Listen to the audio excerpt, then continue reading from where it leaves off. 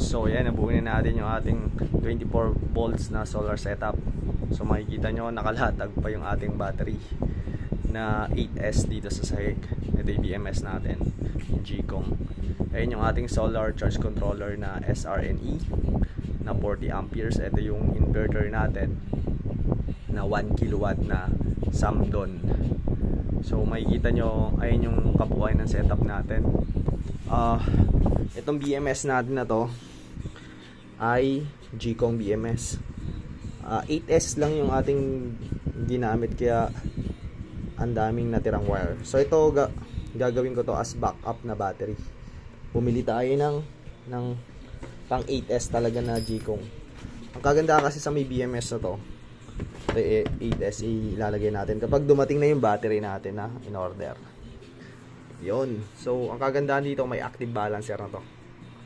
Yun ang kagandahan dito. Katulad to, active balancer nito ay 2 amperes. Ito kasi 0.6 lang 0.6 amperes. Matagal mag-balance.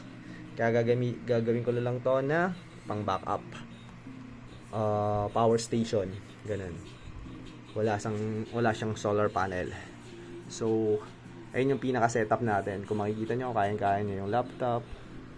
Basta under 1 kilowatt, kayang-kaya nyo yan. TV, yan, electric fan, washing, kayang-kaya ng 1 kilowatt yan na solar setup natin. So, bali ang gagawin ko dyan, maglalagay pa ako ng, inintay ko lang yung 4 pa nito. Dadagdagan ko yung battery na to. Gagawin kong 2P 8S 2P, dalawang parallel, para maging yung capacity pala niyan ay 60 amperes.